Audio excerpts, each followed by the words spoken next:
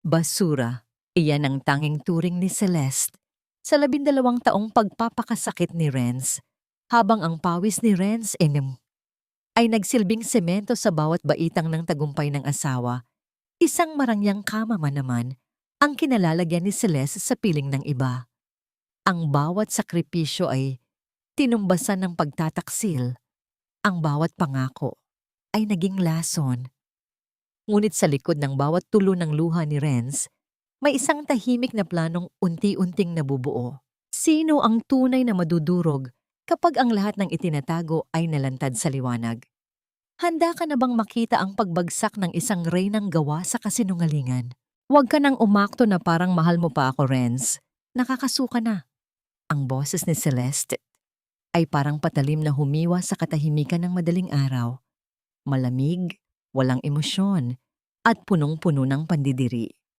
Ibinagsak niya ang isang makapal na brown envelope sa ibabaw ng hapagkainan, eksakto sa tabi ng florera na may 12 pulang rosas. Dahan-dahang itinaas ni Renz ang kanyang paningin. Hawak pa niya ang sandok at ang usok mula sa niluluto niyang beef tapa, ang paborito ni Celeste, ay humahalimuyak sa buong kusina. 12 anibersaryo nila ngayon. 3 oras siyang gumising ng maaga para ihanda ang lahat. Isinangla niya ang kanyang lumang relos para lang mabili ang pinakamagandang klase ng karne at ang mga rosas na inaakala niyang magpapangiti sa kanyang asawa. Ngunit ang nangiting huling nakita niya sa mga labi ni Celeste ay hindi para sa kanya. "Ano ito, Celeste?" tanong ni Renz. Ang kanyang boses ay bahagyang nangangatog, hindi dahil sa takot, kundi dahil sa bigat ng hangin, tila ayaw nang pumasok sa kanyang mga baga. "Divorce papers. O baka gusto mong tawagin nating tiket mo palabas sa buhay ko?" Isang mapait na tawa ang kumawala sa mga labi ng babae. Nakasuot na siya ng kanyang mamahaling designer suit, handa na para sa kanyang trabaho bilang CEO, habang si Renz ay suot pa rin ang kupas na apron na may mantsa ng mantika. "Look at you, Renz. 12 taon na, pero hanggang dyan ka na lang. Isang hamak na project engineer sa isang maliit na kumpanya. Wala kang ambisyon. Habang ako, umaakyat sa tuktok, ikaw naman ay nagsisilbing pabigat sa paanan ko." Binitawan ni Renz ang sandok. Ang tunog ng pagtama nito sa kawali ay tila isang kampanang nagbabadya ng kamatayan ng kanyang mga pangarap. Naramdaman niya ang pamamanhid ng kanyang mga daliri. Ang bawat salita ni Celeste ay parang lason na unti-unting pumapatay sa bawat alaala ng kanilang pagsasama. Naalala niya kung paano niya ibinenta ang tanging lupang pamana ng kanyang mga magulang sa Cebu para lang may maipang matrikula si Celeste sa kanyang master's degree. Naalala niya ang mga gabing nagtitiis siya sa kape at tinapay para lang mabili ang unang kotseng ginamit ni Celeste sa pagpasok. Ngunit para sa babaeng nasa harap niya, ang lahat ng yon ay parang alikabok na madaling hipan at kalimutan. "May iba na ba, Celeste?" Mahina ang tanong ni Renz, halos pabulong. Hindi sumagot si Celeste sa pamamagitan ng salita. Sa halip, dinampot niya ang kanyang cellphone na kanina pa nag-vibrate sa ibabaw ng mesa. Sinagot niya ang tawag at sadyang inilagay sa speakerphone. "Hi babe, are you ready? I'm outside." Ang boses ng isang lalaki ay umalingaw-ngaw sa kusina. Baritono, tiyak sa sarili, at bakas ang yaman. Si Miguel, ang tanyag na investor na madalas ikwento ni Celeste na tumutulong sa kumpanya. "Papababa na ako, Miguel. Nag-aayos lang ako ng ilang basura dito sa bahay." Sagot ni Celeste habang nakatingin ng diretso sa mga mata ni Renz. Walang bahid ng pagsisisi, walang bakas ng pagmamahal. Tila tumigil ang pag-ikot ng mundo para kay Renz. Ngunit ang mas masakit na sampal ay hindi ang presensya ng ibang lalaki. Habang tinitingnan ni Celeste ang kanyang refleksyon sa salamin, may isang dokumentong nalaglag mula sa kanyang bag. Mabilis itong pinulot ni Renz bago pa man makakilos ang asawa.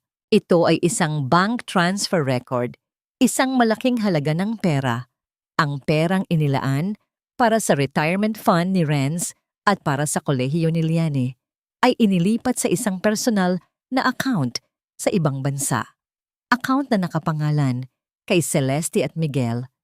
Pati ang kinabukasan ng anak natin, kinuha mo. Ang boses ni Renz ay gumaralgal na sa galit at pait. Ang kanyang puso ay tila pinipiga ng isang dambuhalang kamay. Hindi man lang kumurap si Celeste. Kinuha niya ang dokumento mula sa kamay ni Renz at muling inayos ang kanyang buhok. Liane will be fine with me. Mas mabibigyan ko siya ng magandang buhay kaysa sa maliit na sahod mo. Huwag kang magmalinis, Renz. Sa mundong ito, ang matatalino lang ang nagtatagumpay. At ikaw? Ikaw ang naging tuntungan ko para makarating dito. Maraming salamat. Pero tapos na ang silbi mo. Lumabas si Celeste ng kusina nang hindi lumingon. Ang bawat hakbang ng kanyang high heels sa tiles ng sahig ay parang pako na ibinabaon sa kabaong ng kanilang pagsasama. Naiwan si Renz na nakatayo sa gitna ng kusinang puno ng bango ng pagkain. Ngunit ang kanyang buong pagkatao ay tila unti-unting nilalamon ng isang madilim at malamig na kawalan.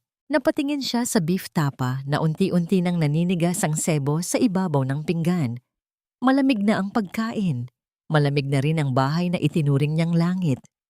Isang tanong ang paulit-ulit na bumubulong sa kanyang isipan habang ang unang patak ng luha ay tuluyang kumawala sa kanyang mga mata.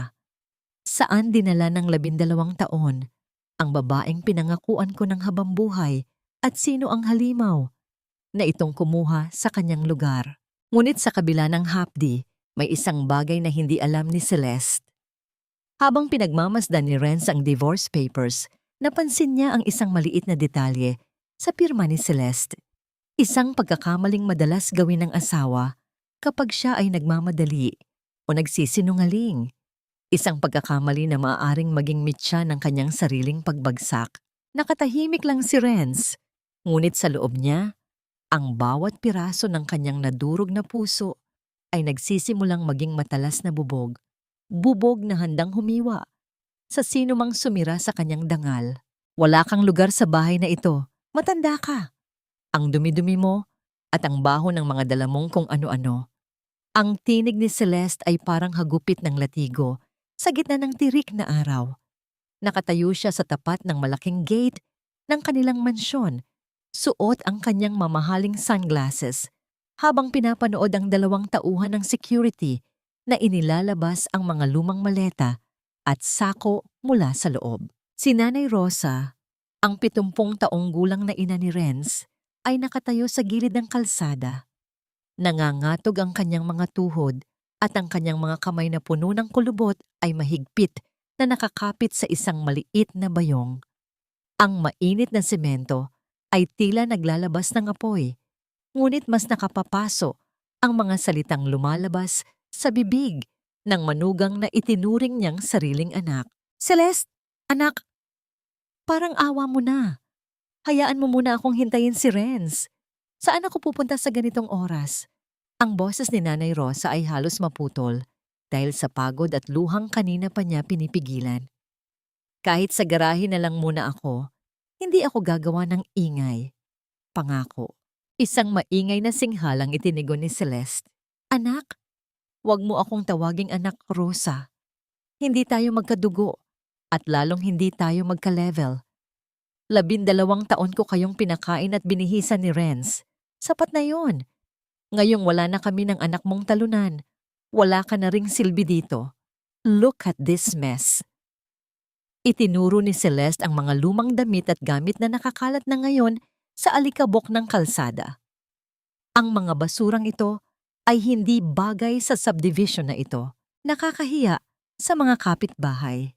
Pero Celeste, ako ang nag-alaga kay Layan nung mga sanggol pa siya habang abala ka sa pagtatrabaho. Ako ang nagluto para sa inyo gabi-gabi. Ang matanda ay bahagyang lumapit.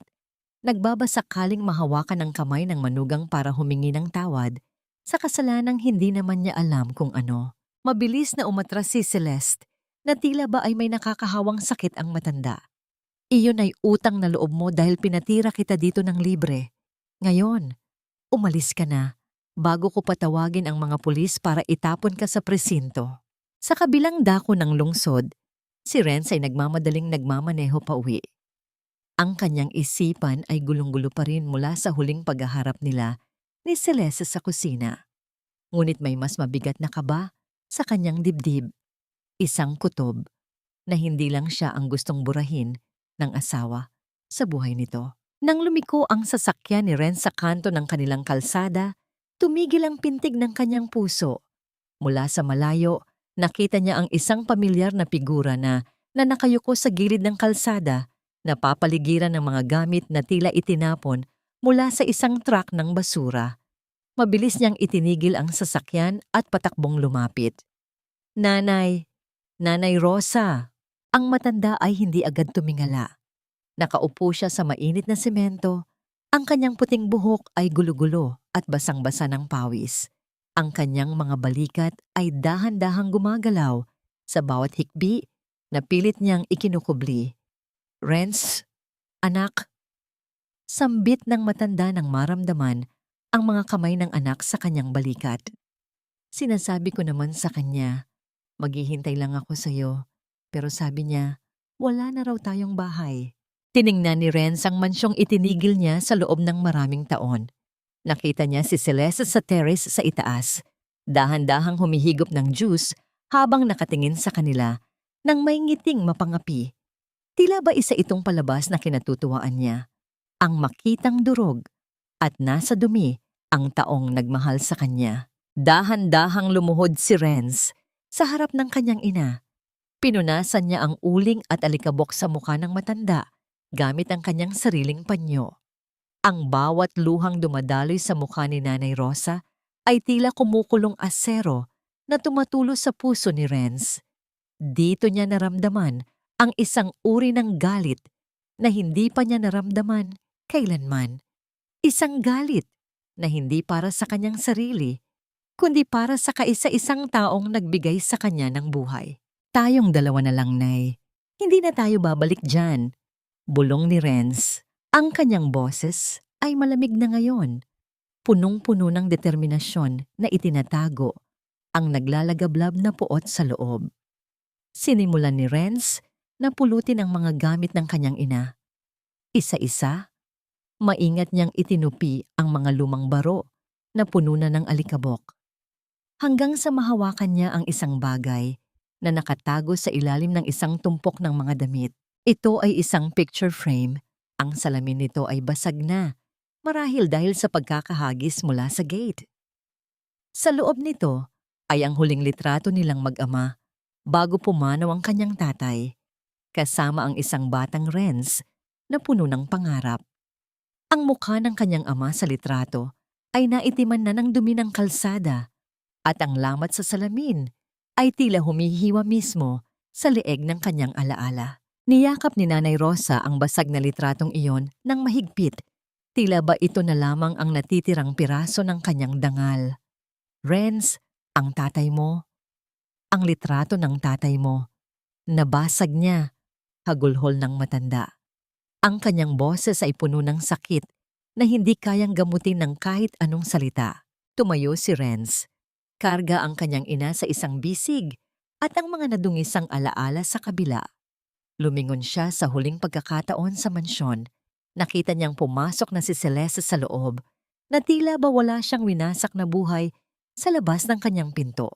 Sa sandaling iyon, ang huling bakas ng pag-ibig ni Renz para kay Celeste ay tuluyan ng naging abo.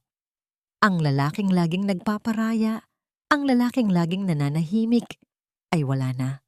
Ang naiwan na lamang ay isang anak na hinding-hindi makakalimot sa bawat butil ng luhang pumatak sa mukha ng kanyang ina sa ilalim ng malupit na araw. Habang inaalalayan niya ang ina, pasakay sa sasakyan, napansin ni Renz ang isang itim na SUV na nakaparada sa di kalayuan. Ang salamin nito ay tinted, ngunit alam ni Renz kung sino ang nasa loob. Ang taong kanina pa nanonood sa kanilang paghihirap. Ang hangin sa loob ng kwarto ay malamig, ngunit ang pawis ni Lian ay nagpatuloy sa pagtulo habang nakatago siya sa loob ng malaking aparador. Ang kanyang maliliit na kamay na nanginginig sa takot ay mahigpit na nakatakip sa kanyang sariling bibig. 10 pa lamang ang kanyang edad, ngunit ang kanyang inosenteng mga mata ay nakasaksi na ng isang eksenang hindi kailanman dapat makita ng isang bata. Sa labas ng pinto ng aparador, ang kama ay bahagyang gumagalaw. Ang mga boses na maririnig ay hindi kay Renz. Ito ay kay Celeste at sa isang lalaking hindi kilala ni Lian. Mabilis lang ito, Miguel. Kapag natapos na ang proseso ng diborsyo, mapapasa atin na ng tuluyan ang lahat ng assets, ang kumpanya, ang mga lupain, ang lahat. Ang tinig ni Celeste ay puno ng kumpiyansa. Isang boses na hindi kailanman ginamit nito kapag kinakausap ang asawa. Paano ang bata? Ang lalaking nagngangalang Miguel ay tumawa ng mahina. Isang tunog na parang kaluskos ng tuyong dahon. Baka maging hadlang yon sa mga plano natin. Si Liane, huwag kang mag-alala sa kanya, sagot ni Celeste nang may kaunting inis. Siya ay isang bata lang na walang alam. Gagamitin ko siya para makuha ang buong simpatiya ng korte. Kawawang ina, mag-isang itinataguyod ang anak matapos iwan ng walang kwentang asawa. Tiyak nakakampi sa akin ang mga judge. Sa loob ng aparador, naramdaman ni Lian na tila ba may malaking bato na dumagag sa kanyang dibdib. Ang mga luha ay nag-uunahang pumatak sa kanyang pisngi. Bumabagsak sa lumang teddy bear na kanyang mahigpit na yakap. Hindi niya naiintindihan ang lahat ng mga salitang sinasabi ng kanyang ina, ngunit alam niya ang ibig sabihin ng diborsyo. Alam niya kung ano ang mangyayari kung hindi na babalik ang kanyang ama. Isang maling galaw at ang isang lumang hanger ay nahulog mula sa itaas. Ang tunog ng pagtama nito sa kahoy na sahig ay tila isang pagsabog sa gitna ng katahimikan. Huminto ang mga tinig sa labas. May tao ba siya dyan? Ang boses ni Miguel ay biglang naging malamig at matalim. Bumilis ang tibok ng puso ni Lian. Gusto niyang magtago ng mas malalim pa, ngunit ang aparador ay masyadong maliit para sa kanya. Ang liwanag mula sa labas ay biglang pumasok ng malakas at walang babala nang bumukas ang pinto ng aparador. Nakatayo doon si Celeste, nakabalot sa isang manipis na roba. Ang kanyang mga mata ay nanlalaki sa galit. Ang kanyang mukha ay nag-iba sa pagkabigla bago naging isang matalim na maskara ng puot. Anong ginagawa mo dyan? Sigaw ni Celeste. Hinablot ang maliit na braso ni Lian at pilit itong hinila palabas ng aparador. Mama, masakit po. Umiiyak na sagot ng bata. Sinusubukang lumayo mula sa mahigpit na hawak ng kanyang ina. Lumapit si Miguel. Ang kanyang mukha ay hindi nagpapakita ng anumang habag. Narinig yata ang lahat, Celeste. Baka magsumbong yan sa tatay niya. Hinila ni Celeste si Lian ng mas malapit hanggang sa maramdaman ng bata ang mainit na hininga ng kanyang ina. Ang amoy ng alak at mamahaling pabango ay naghahalo sa hangin. Isang amoy na matagal nang kinatatakutan ni Lian. Makinig kang mabuti, Lian. Bulong ni Celeste, ang bawat salita ay may diin. Kung may sasabihin ka sa papa mo tungkol sa nangyari dito ngayon, kung may kahit isang salita na lalabas sa bibig mo, ipapadala kita sa ampunan at hinding-hindi na kayo magkikita ng tatay mo at ng lola mo kahit kailan. Naiintindihan mo ba? Ang mga mata ni Liane ay puno ng takot. Ang banta ng kanyang ina ay isang patalim na direktang tumama sa kanyang puso. Ang ampunan, ang hindi pagkita sa kanyang papa at lola. Ito ang mga bagay na pinakakinatatakutan niya sa buong mundo. Dahan-dahan, sa gitna ng pag-iyak, tumango si Lian. Binitawan ni Celeste ang braso ng anak at itinulak ito patungo sa pinto ng kwarto. Umalis ka na dito at siguraduhin mong hindi ka magsusumbong kahit kanino. Kung hindi, alam mo kung ano ang mangyayari. Tumakbo palabas ng kwarto si Lian nang walang paglingon. Pumasok siya sa kanyang sariling silid at inilak ang pinto. Umaasang ang pag-ikot ng kandado ay sapat upang itaboy ang lahat ng mga masasamang alaala. Umupo siya sa sahig, yakap ang kanyang mga tuhod at nagpatuloy sa pag-iyak. Nakita niya ang kanyang paboritong manika na nakaupo sa ibabaw ng kama, ang manikang binigay ng kanyang papa noong nakaraang Pasko. Sa gitna ng kanyang paghihirap, isang alaala ang bumalik sa kanyang isipan. Ang alaala ng pagtatayo ng isang maliit na bahay mula sa mga blok ng kahoy kasama ang kanyang ama. Ang mga bahay lian, sabi ni Renz noong panahong iyon. Kahit gaano man kalaki, kapag ang pundasyon ay hindi matatag, ito ay babagsak din. Kaya kailangan nating tiyakin na ang bawat haligi ay nakabaon sa katotohanan at pagmamahal. Kinuha ni Lian ang manika at tinitigan ito. Ang kanyang mga mata ay unti-unting nagbago mula sa pagiging takot tungo sa isang malalim na determinasyon. Isang determinasyong hindi karaniwang makikita sa isang batang katulad niya. Dahan-dahan niyang binuksan ang isang lihim na compartment sa likod ng damit ng manika. Sa loob nito ay ang isang maliit, kumikinang na bagay, ang digital audio recorder na ipinadala ni Renz sa kanya bilang isang laruan para sa kanilang kunwaring laro ng pagiging detective. Isang laruan na hindi niya inaasahang magagamit sa ganitong paraan. Tiningnan ni Lian ang pulang ilaw na kumikislap sa gilid ng recorder. Ang mga salita ni Celeste at Miguel ay nakatago na ngayon sa loob ng maliit na makinang yon. Isang patunay ng pagtataksil, isang sandata ng katotohanan. Ngunit ang tanong ay, handa ba siyang isugal ang kanyang kaligtasan upang protektahan ang kanyang ama? Habang yakap ng mahigpit ang manika, naramdaman ni Liani ang isang kakaibang kutob. Ang tahimik na bahay na ito, na minsang naging palaruan niya, ay tuluyan ng naging isang mapanganib na larangan ng digmaan.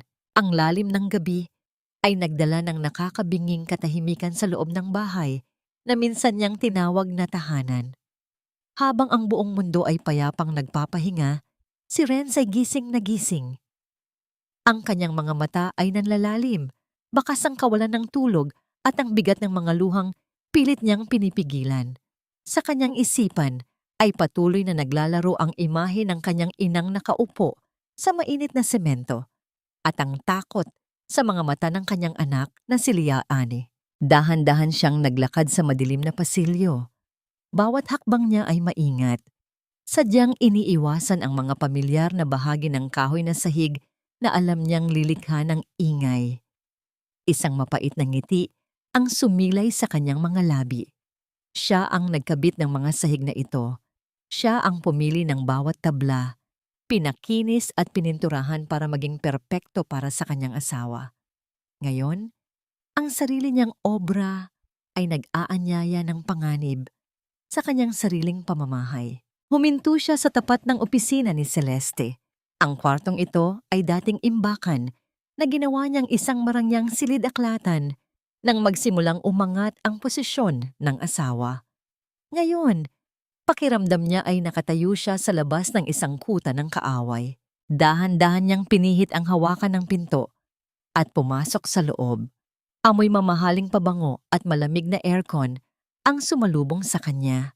Lumapit siya sa malaking mesa na gawa sa mahogany at binuksan ang laptop na naiwan doon. Ang liwanag mula sa screen ay tumama sa kanyang pagod na mukha, nagbibigay ng asul na anino sa madilim na silid. Humingi ng password ang makina. Huminga ng malalim si Renz. Sinubukan niya ang petsa ng kanilang anibersaryo. Mali. Sinubukan niya ang kaarawan ni Lian. Mali pa rin. Naramdaman niya ang isang kurot sa kanyang dibdib. Sa huling pagkakataon, inilagay niya ang petsa kung kailan naging CEO ng kumpanya si Celeste. Bumukas ang system. Mabilis na ginalugad ni Renz ang mga nakatagong folder. Bilang isang project engineer, sanay siyang magbasa ng mga blueprint at financial reports. Hindi nagtagal. Bumungad sa kanya ang mga dokumentong matagal nang ikinukubli ni Celeste. Nakita niya ang mga kontrata para sa mga malalaking proyekto sa Cebu. Mga proyektong sinabi ng asawa na nalugi at kinansela. Ngunit malinaw sa mga papel na nakikita niya ngayon na ang mga ito ay kumita ng milyon-milyong piso at ang buong pondo ay inilipat sa isang offshore account na nakapangalan lamang kay Celeste at sa kalaguyo nitong si Miguel. Ngunit hindi yun ang tuluyang nagpatigil sa pagtibok ng kanyang puso. Binuksan niya ang isa pang folder na may pangalang liabilities. Bumulaga sa kanya ang mga pahina ng pautang mula sa malalaking bangko. Habang binabasa niya ang mga detalye, naramdaman niya ang malamig na pawis na tumutulo mula sa kanyang noo. Sa pinakaibaba ng bawat kontrata ng utang, nakita niya ang kanyang sariling pangalan. Ang kanyang pirma ay pilit na ginaya at inilagay bilang pangunahing garantor ng mga utang na aabot sa daang milyon. Mga utang na hindi niya kailanman inangkin o pinakinabangan. Hindi lang siya basta pinapalayas ni Celeste. Pinaplano nitong ipasa sa kanya ang lahat ng utang at kaso ng kumpanya kapag tuluyan na itong bumagsak. Gusto siyang ipakulong ng sarili niyang asawa para makatakas ito kasama ang ibang lalaki. Ang puot na nararamdaman ni Renz ay tila naging isang naglalagablab na apoy na tumupok sa huling piraso ng awa na natitira sa kanyang puso. Naisip niya si Nanay Rosa. Naisip niya si Liane. Kapag nakulong siya, tuluyan ng mawawalan ng tagapagtanggol ang 2 taong pinakamahalaga sa kanya. Hindi siya papayag. Hindi sa pagkakataong ito. Kinuha ni Renz ang kanyang cellphone mula sa kanyang bulsa at nagsimulang kumuha ng malilinaw na litrato ng bawat pahina at bawat pekeng pirma. Bawat pag-ilaw ng screen ng kanyang telepono ay tila pag-ipon ng mga sandata para sa paparating na digmaan. Masyado na siyang nagparaya. Masyado na siyang nagbulag-bulagan sa ngalan ng pamilya. Ngayon, gagamitin niya ang lahat ng kanyang natutunan upang sirain ang palasyong gawa sa kasinungalingan na mismong asawa niya ang nagtayo. Abala siya sa pag-scroll sa huling pahina ng kontrata. Nakatutok ang kanyang buong atensyon sa ebidensyang magliligtas sa kanya at sa kanyang anak. Ngunit sa gitna ng kanyang pagtutok, naramdaman niya ang isang malamig na presensya sa kanyang likuran. Ang hangin sa silid ay tila biglang naging mabigat. At bago pa man siya makalingon, isang malamig at mahigpit na kamay ang biglang dumapo sa kanyang balikat mula sa madilim na bahagi ng kwarto. "Anong ginagawa mo sa mga gamit ko?" Isang boses ang bumasag sa katahimikan ng gabi. "Magnanakaw ka na rin ba ngayon, Renz? O sadyang hindi mo lang talaga matanggap na wala ka ng lugar sa mundong binuo ko?" Ang tinig ni Celeste ay parang lason na ibinuhos sa katahimikan ng silid. Kasabay ng kanyang mga salita ay ang biglang pag-apaw ng nakakasilaw na liwanag mula sa kisame. Na tila ba hinihubaran si Renz ng kanyang huling proteksyon sa dilim. Nakatayo si Celeste sa pintuan. Suot ang kanyang mamahaling silk na pantulog. Ang kanyang mukha ay puno ng kasuklam-suklam ng ngiti. Sa likod niya, anino ni Miguel ang nakabantay. Isang presensyang tila nag-aabang ng pagkakataong manakit. Nanigas si Renz sa kanyang kinatatayuan.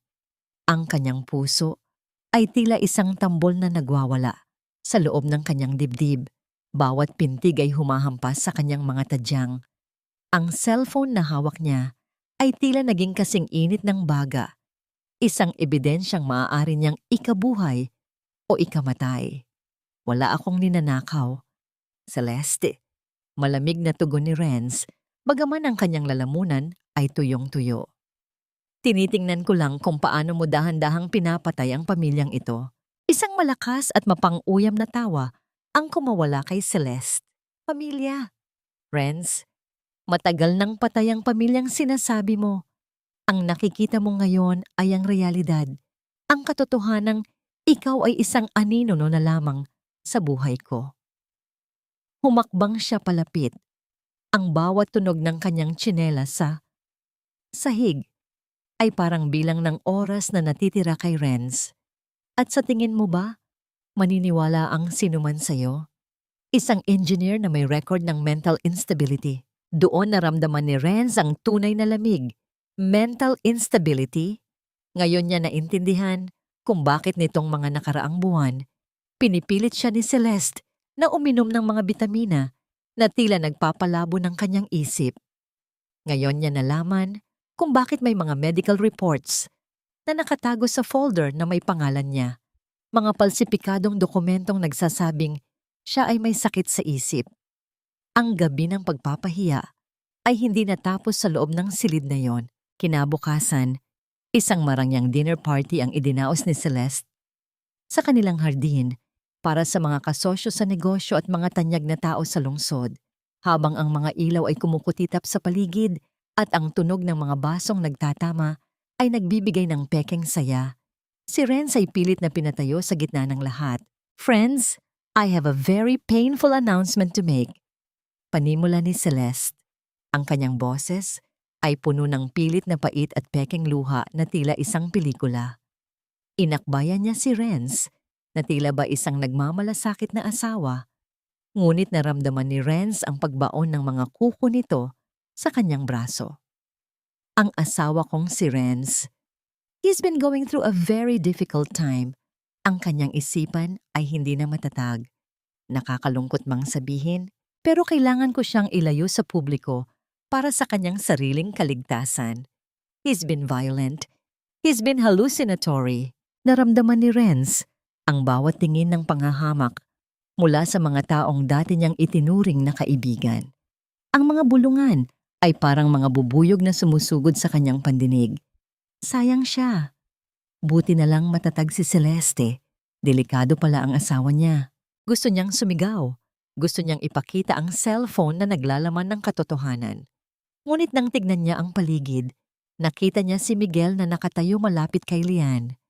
Ang kamay ni Miguel ay nakapatong sa balikat ng kanyang anak, isang tahimik na banta na ang bawat salitang lalabas sa bibig ni Renz ay may katumbas na panganib para sa bata. Ang pagguho ng kanyang mundo ay tila naging ganap. Ang taong binuo niya, ang taong pinaglingkuran niya ng 12 taon, ay unti-unti siyang nililibing ng buhay sa harap ng lahat. Habang ang mga tao ay nagbubulungan, tinitigan ni Renz si Celeste. Ang babaeng mahal niya ay wala na doon. Ang nakikita niya ay isang halimaw na nakadamit anghel. "Para sa kabutihan mo ito, Renz," bulong ni Celeste sa kanyang tainga. Sapat lang para siya ang makarinig. "Bukas, dadalhin ka na sa isang facility. At si Lian, hinding-hindi na niya matatandaan na may tatay siyang katulad mo." Ang bawat salita ay parang isang matalim na aspili na itinatarak sa puso ni Renz. Naramdaman niya ang panginginig ng kanyang buong katawan, hindi dahil sa takot, kundi dahil sa isang uri ng galit na hindi na kayang ikulong ng pasensya. Ang bawat pangaalipusta, ang bawat kasinungalingan, at ang bawat luhang pumatak sa mukha ng kanyang ina ay nagsama-sama upang maging isang malamig na determinasyon. Habang ang mga tao ay nagsisimulang tumalikod sa kanya, may isang anino ang lumapit sa kanya. Isang lumang tauhan sa kumpanya na matagal nang hindi nagsasalita. Sa gitna ng kaguluhan, isang maliit na papel ang mabilis na isiningit nito sa palad ni Renz. Hindi lahat ay bulag, engineer. Ang tanging bulong nito bago mabilis na lumayo. Nang buksan ni Renz ang papel sa ilalim ng mesa, nakita niya ang isang address at isang pangalan. Isang pangalang matagal na niyang narinig, ngunit inakalang wala na sa bansa.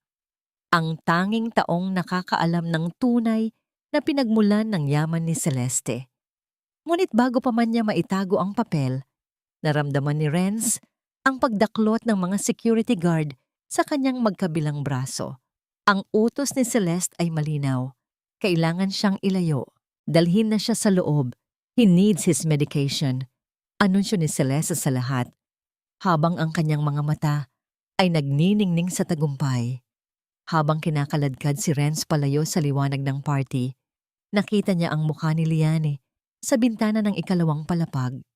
Ang bata ay umiiyak. Ang kanyang maliit na kamay ay nakadikit sa salamin. Tila pilit na inaabot ang kanyang ama sa gitna ng kawalan. Ang gabi ay tila wala ng katapusan.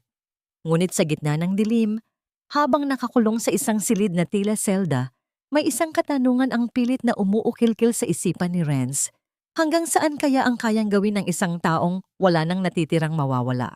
Huwag kang lilingon, engineer. Ituloy mo lang ang paglakad na tila ba wala kang hinihintay. Ang pabulong na utos na yon ay nanggaling sa likuran ng isang tumpok ng mga lumang gulong sa madilim at mabahong eskinita ng kolon. Si Renz, na nakasuot ng isang kupas na jacket at sombrero para itago ang kanyang muka, ay huminto. Ang lamig ng gabi ay tumatagos sa kanyang manipis na saplot, ngunit ang kaba sa kanyang dibdib ay mas matindi pa sa anumang hanging dala ng dagat. Matapos ang 2 araw na pagkakalak sa silid na tila selda, nagawa niyang makatakas sa tulong ng isang gwardiyang dati niyang natulungan. Dahan-dahan siyang pumasok sa mas madilim pang bahagi ng eskinita. Doon, nakatayo ang isang matandang lalaki na tila naging bahagi na ng anino ng mga pader. Si Mang Ambo. Siya ang punong accountant ng kumpanya mula pa noong nagsisimula pa lamang sila ni Celeste. Ang lalaking nakasaksi sa bawat sentimong pumasok at lumabas sa kanilang mga palad. Mang Ambo, bulong ni Renz, ang kanyang boses ay puno ng pag-asa at pag-aalala. Salamat sa pagpunta. Ang matanda ay lumingon ng bahagya.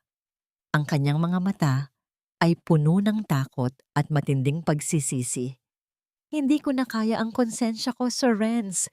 Gabi-gabi ay hindi ako nakakatulog kapag naaalala ko kung paano nila kayo pinagtulungang ilubog. Si Ma'am Celeste. Hindi ko na siya kilala. Parang nilamon na ng pera ang kaluluwa niya.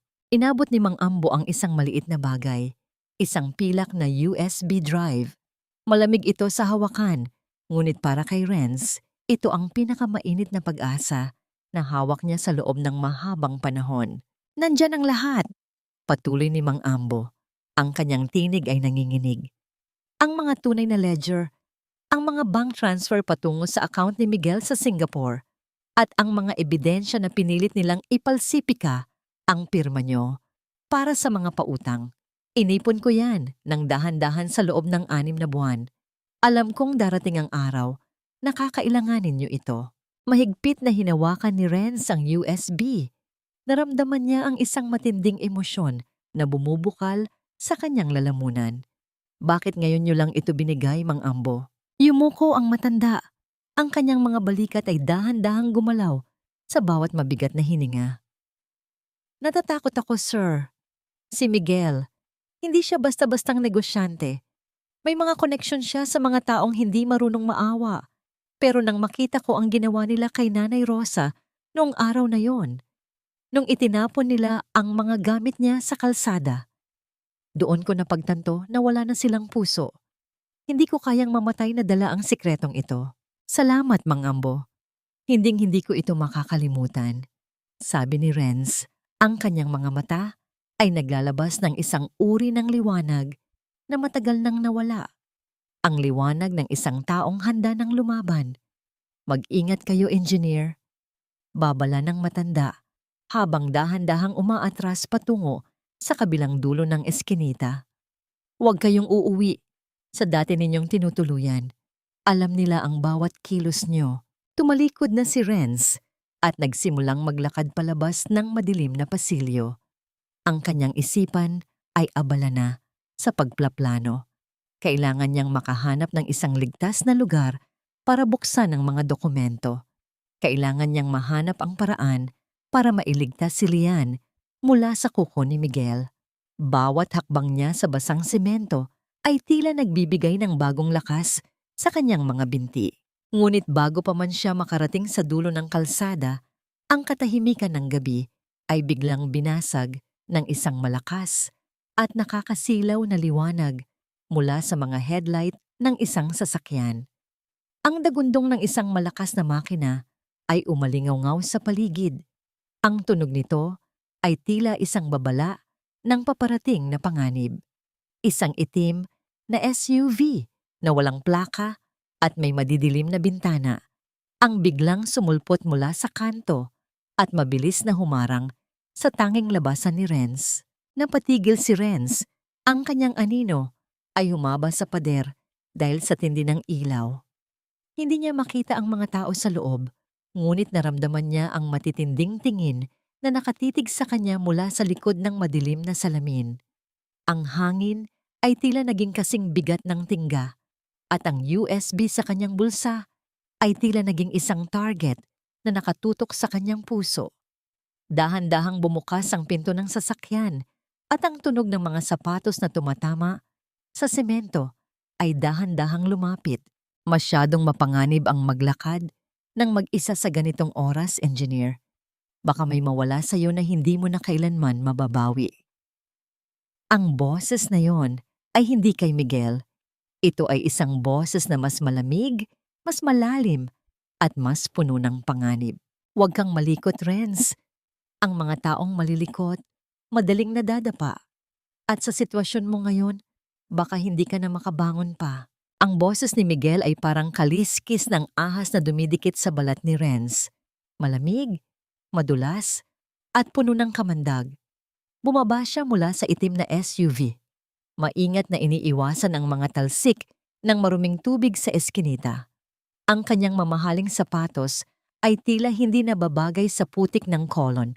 Ngunit ang kanyang presensya ay tila sumasakop sa bawat sulok ng madilim na pasilyo. Nanigas si Renz sa kanyang kinatatayuan. Ang kanyang kamay sa loob ng bulsa ay mas lalong humigpit ang kapit sa USB drive.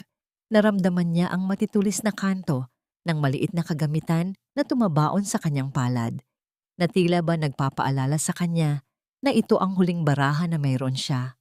"Anong kailangan mo, Miguel?" tanong ni Renz. Pilit niyang pinatatatag ang kanyang boses, ngunit ang kanyang dibdib ay tila isang tambol na mabilis ang pagpalo. Isang mapaglarong ngiti ang sumilay sa mga labi ni Miguel. Inilabas niya ang kanyang cellphone mula sa bulsa ng kanyang suit at dahan-dahang iniharap ang screen kay Renz. Ang liwanag mula sa telepono ay sapat na para makita ni Renz ang isang larawang kumuha sa lahat ng hininga mula sa kanyang mga baga. Ito ay si Lian. Ang bata ay naglalakad pa uwi mula sa paaralan, dala ang kanyang kulay rosas na backpack. Ngunit sa likuran niya, may isang lalaking nakasuot ng itim na jacket na sadyang sumusunod, ilang di pa lamang ang layo. Ang anggulo ng pagkakuha ng litrato ay malinaw na nagsasabing ang kumukuha nito ay nasa loob din ng isang sasakyan, nakamasid sa bawat galaw ng kanyang anak. "Ang ganda ng anak mo, Renz. Mukhang maraming pangarap," sabi ni Miguel habang pinaglalaruan ang susi ng kanyang sasakyan.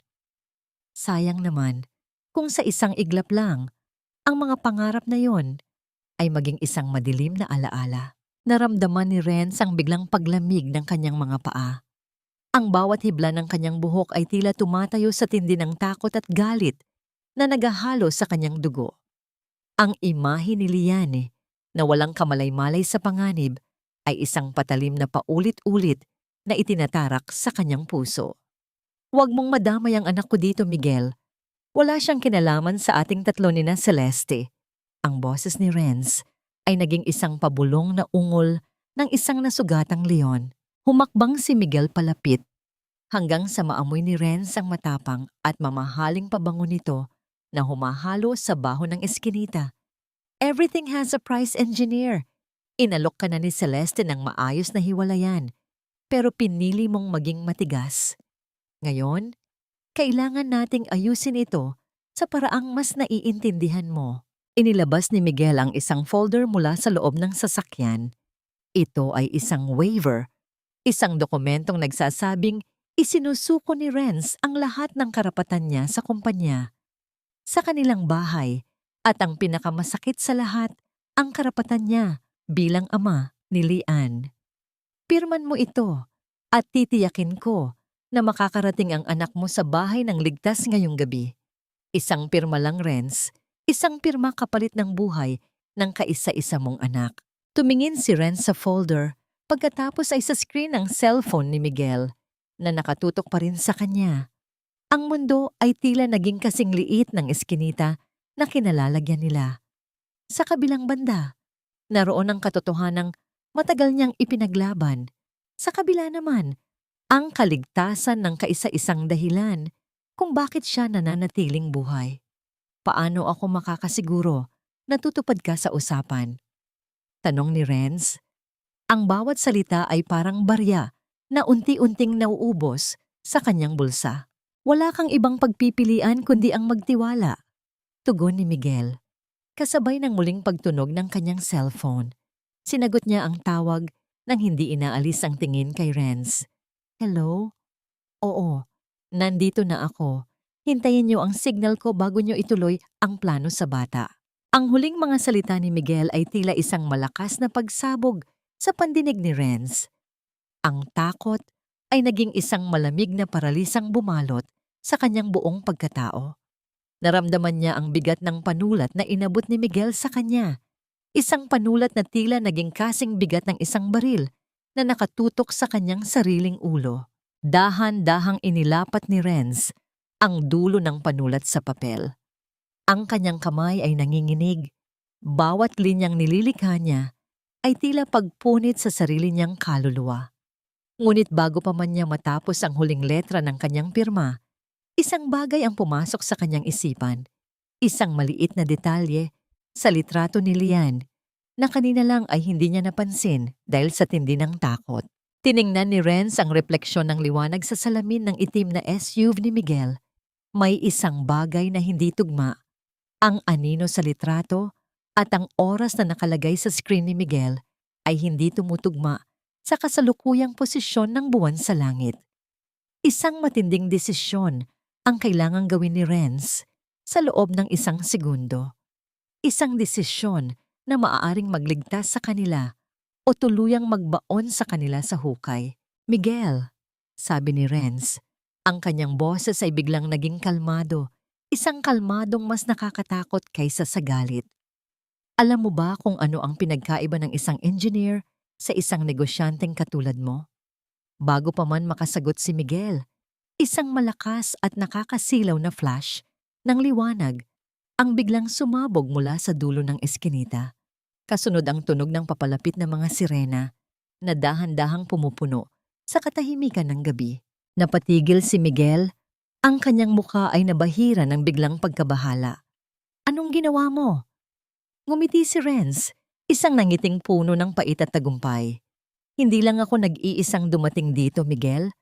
At ang litratong hawak mo? Masyadong luma para takutin ng isang taong alam kung paano magbasa ng mga anino. Ngunit sa gitna ng tensyon, biglang bumukas ang pinto ng SUV at isang tauhan ni Miguel ang lumabas. May hawak na isang bagay na kumikinang sa ilalim ng ilaw ng poste.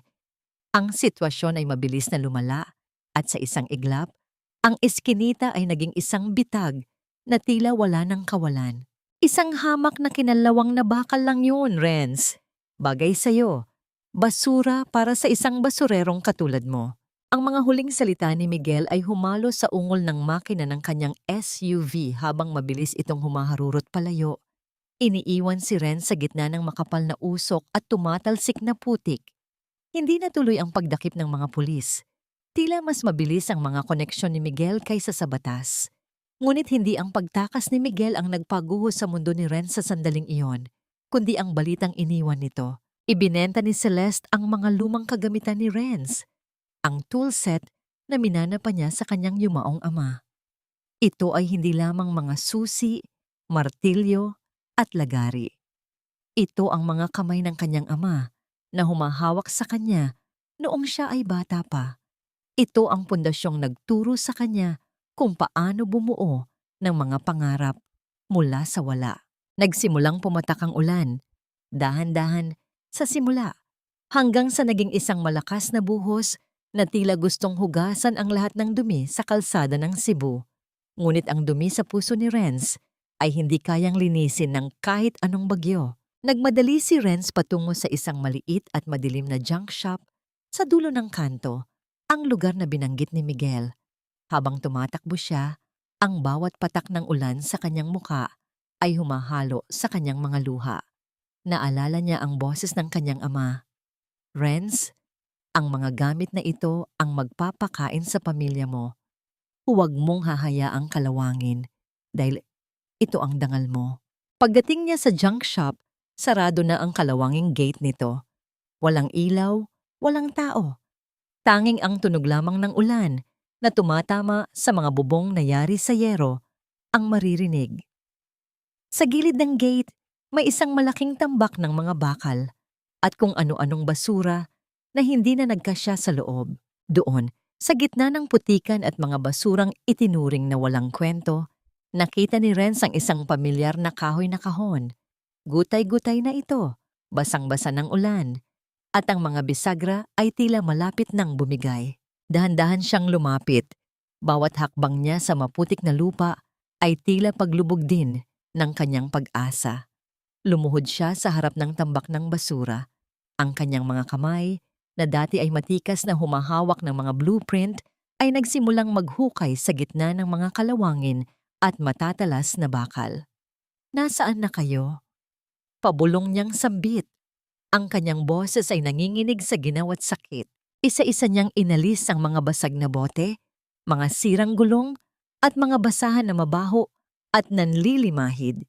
Naramdaman niya ang hapdi ng isang matalas na yero na dumaan sa kanyang palad, ngunit hindi niya ito pinansin. Mas masakit ang hapdi sa kanyang dibdib.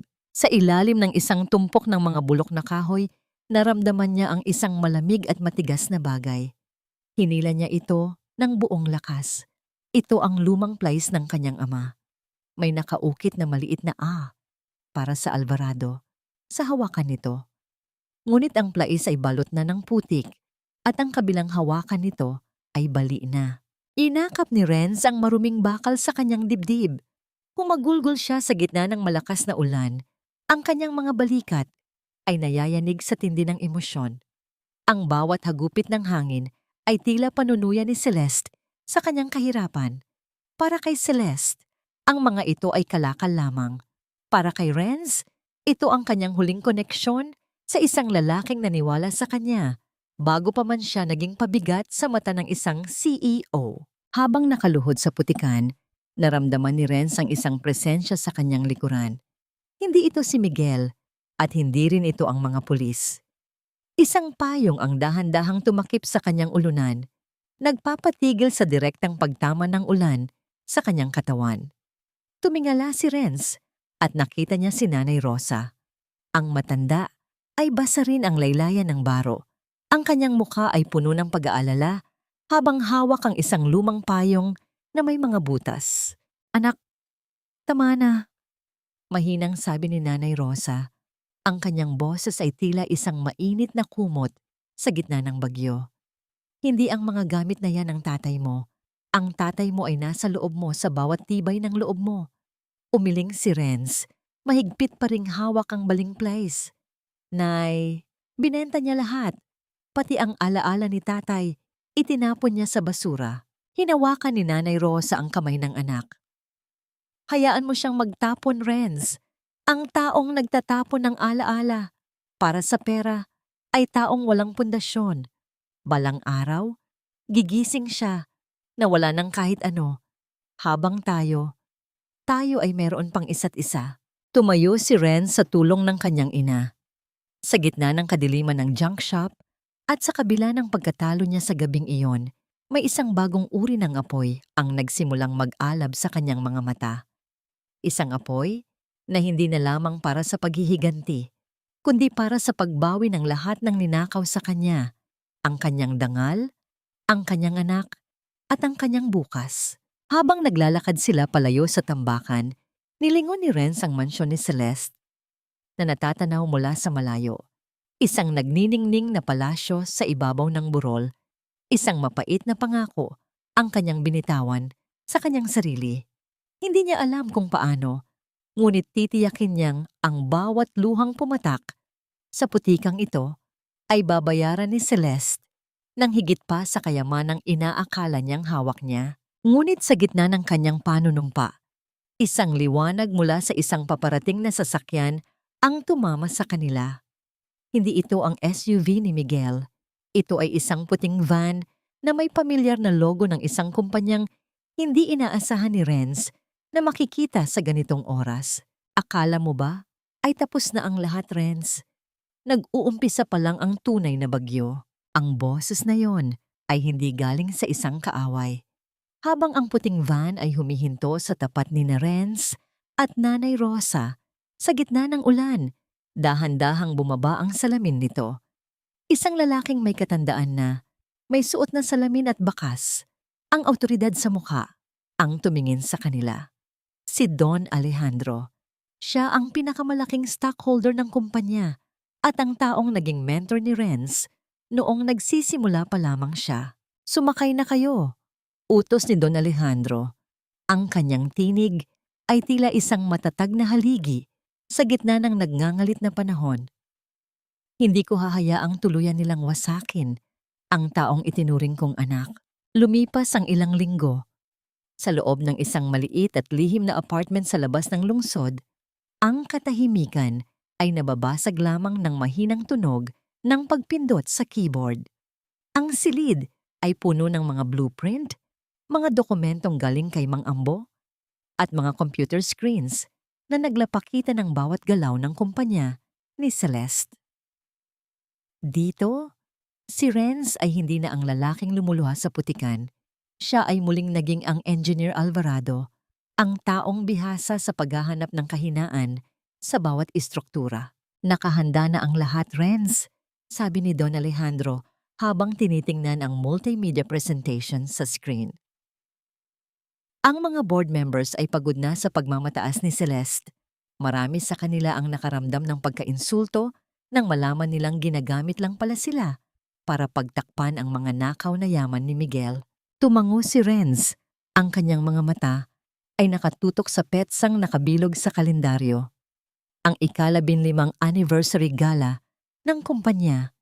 Doon itinakda ni Celeste ang kanyang pinakamarangyang pagdiriwang. Ang gabing balak niyang i-anunsyo ang pagsasama ng kanilang kumpanya sa imperyo ni Miguel. Kailangan nating tiyakin na hindi sila makakatakas, bulong ni Renz. Ang kanyang mga daliri ay dahan-dahang hinaplos ang basag na picture frame ng kanyang ama na maingat niyang dinikit muli. Hindi ito tungkol sa pera, Don Alejandro. Tungkol ito sa dangal na kinuha nila sa amin. Gabi-gabi, halos hindi natutulog si Renz. Sa tulong ni Don Alejandro, lihim siyang nakikipagpulong sa mga taong tinalikuran at minaliit ni Celeste. Ang mga dating kasosyo na hindi binayaran, ang mga empleyadong tinanggal ng walang kaukulang benepisyo, at ang mga stockholders na unti-unti nang nawawalan ng tiwala. Isa-isang nabubuo ang mga piraso ng puzzle. Ang bawat kasinungalingan ni Celeste ay nagiging isang pako sa kabaong ng kanyang sariling karera. Habang abala si Renz, si Nanay Rosa naman ay nagsisilbing lakas niya. Sa bawat pagod na sandali, isang mainit na sabaw at isang mapayapang ngiti ang sumasalubong sa kanya. Huwag mong hayaang lamunin ng galit ang puso mo, anak. Paalala ng matanda habang nagtitiklop ng mga bagong barong na binili para sa kanila ni Don Alejandro. Gawin mo ito para sa katarungan, hindi para sa paghihiganti. Ngunit ang tadhana ay may malupit na paraan ng pagsubok sa katatagan ng isang tao. Isang hapon, habang si Renz ay nasa gitna ng isang mahalagang video conference kasama ang mga abogado, ang katahimikan ng apartment ay binasag ng malakas na pagtunog ng kanyang cellphone. Hindi ito isang tawag mula sa kanyang mga kakampi. Ito ay mula sa isang hindi kilalang numero. Engineer, si Nanay Rosa. Isang tinig ng babae na tila isang kapitbahay sa dati nilang tinitirhan ang humihingal sa kabilang linya. Nandito si Ma'am Celeste. Sinugod niya ang nanay niyo sa palengke. Kung ano-anong masakit na salita ang sinabi niya sa harap ng maraming tao. Tinawag siyang magnanakaw at pulubi. Naramdaman ni Renz ang biglang pagtigil ng daloy ng kanyang dugo. Nasaan si nanay? Nasaan siya? Isinakay po siya sa ambulansya, engineer. Bigla siyang napahawak sa kanyang dibdib at nawalan ng malay matapos siyang itulak ni Ma'am Celeste. Hindi na po siya humihinga ng maayos. Ang cellphone ay dahan-dahang ninitawan ni Renz. Pumagsak ito sa sahig nang walang tunog sa gitna ng makapal na karpet. Ang mundo na dahan-dahan niyang binubuo ay tila muling yanig ng isang malakas na lindol. Ang lahat ng plano, ang lahat ng ebidensya, ay biglang nawalan ng halaga sa harap ng takot na mawala ang kaisa-isang taong nanatili sa tabi niya. Dali-daling tumakbo si Renz palabas. Hindi na inintindi ang ulan o ang panganib na makita siya ng mga tauhan ni Miguel.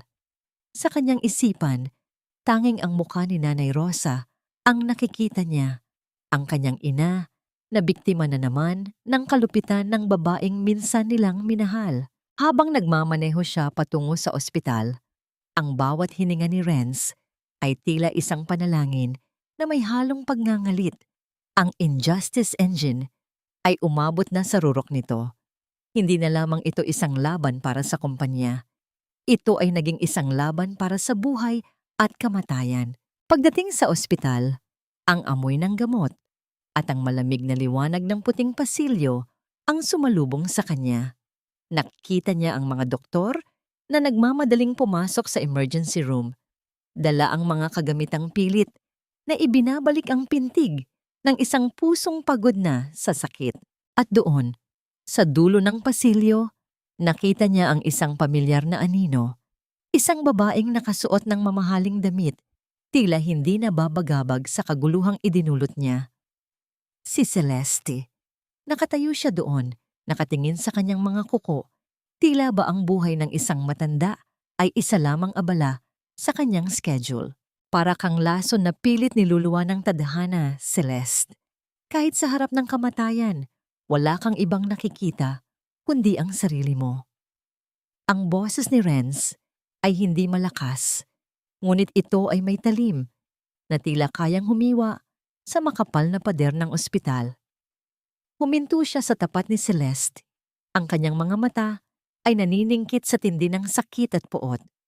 Ang amoy ng antiseptic at ang malamig na buga ng aircon sa pasilyo ay tila nagpapatindi sa tensyon sa pagitan nilang dalawa. Tumingala si Celeste mula sa kanyang cellphone. Walang bahid ng takot o pagsisisi sa kanyang mukha. Sa halip, inayos niya ang kanyang mamahaling Hermes na scarf at tumayo ng tuwid. Tila ba nasa gitna siya ng isang business meeting sa halip na sa labas ng emergency room. Huwag mo akong sisihin sa kahinaan ng katawan ng nanay mo, Renz. Sagot ni Celeste. Ang kanyang boses ay puno ng pagmamataas. Pumunta lang ako sa palengke para bawiin ang huling alahas na ninakaw niya sa bahay ko. Ang medalyon na ibinigay ni Miguel. Kung inatake siya sa puso dahil iyon sa sarili niyang konsensya, hindi dahil sa akin. Masyado siyang madrama, gaya mo.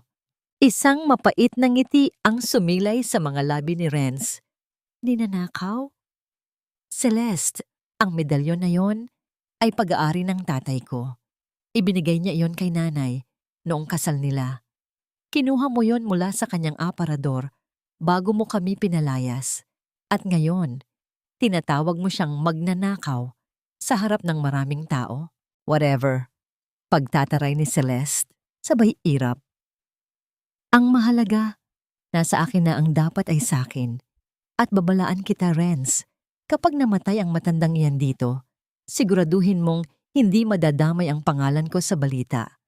May malaki akong event bukas at hindi ko hahayaang sirain ng isang pulubi ang reputasyon ko. Hindi na sumagot si Renz. Sa halip, lumapit siya sa salamin ng emergency room. Doon, nakita niya si Nanay Rosa na nakahiga, napapaligiran ng mga tubong pilit na nagbibigay ng hininga sa kanyang pagod na katawan.